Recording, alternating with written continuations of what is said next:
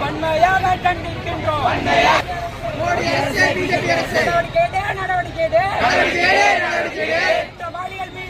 குற்றவாளிகள் மீது உடனடியாக நடவடிக்கை எடு.